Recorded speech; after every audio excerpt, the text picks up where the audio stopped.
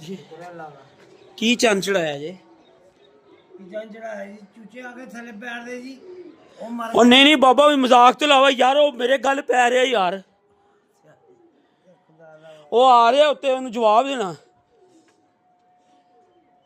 ਤੁਸੀਂ ਵੇਖਿਆ ਹੀ ਨਹੀਂਗਾ ਹੈ ਉਹ ਯਾਰ ਹੈ ਨਹੀਂ ਸੀ ਯਾਰ, ਮੈਂ ਪਾਗਲ ਹਾਂ ਯਾਰ ਬਾਬਾ ਯਾਰ, ਮੈਂ ਪਾਗਲ ਮੈਨੂੰ ਪਾਗਲ ਕੀਤਾ ਯਾਰ। ਤੁਸੀਂ ਉੱਤੇ ਚੜ ਕੇ ਆਏ, ਤੁਹਾਨੂੰ ਪਤਾ ਹੋਣਾ ਚਾਹੀਦਾ। ਨਹੀਂ ਮੇਰੇ ਥੱਲੇ ਕੁਝ ਨਹੀਂ ਆਇਆ, ਲੋ ਮੈਂ ਥੱਲੇ ਉਹ ਰੋਣਾ ਵੀ ਆਇਆ, ਮਾਸਾ ਪਤਾ ਲੱਗਦਾ ਕੁਝ ਜੀ ਦਾ ਜੀ ਥੱਲੇ। ਬਾਬੇ ਨੇ ਭਾਜਨ ਜੁੱਤੀ ਵਾਲੇ ਡੱਬੇ 'ਚ ਚੂਚੇ ਰੱਖੇ ਸੀ, ਤਾਂ 22,000 ਰੁਪਏ ਦੇ ਲੈ ਕੇ ਇਹਨੇ ਪੈਰ ਰੱਖ ਕੇ ਮਾਰਤੇ ਨੇ। ਬਾਈ ਯਾਰ ਉਹ ਹਾਂਜੀ ਸੀਲ ਪੁੱਛੇ ਗਏ ਸੀ ਇਹ ਬੱਚੇ ਹਾਂਜੀ। ਇੱਕੋ ਦਾ ਮਰ ਗਿਆ ਸਾਰੇ। ਉਹ ਬਾਬਾ ਜੀ ਤੁਸੀਂ ਪੈਰ ਰੱਖੇ,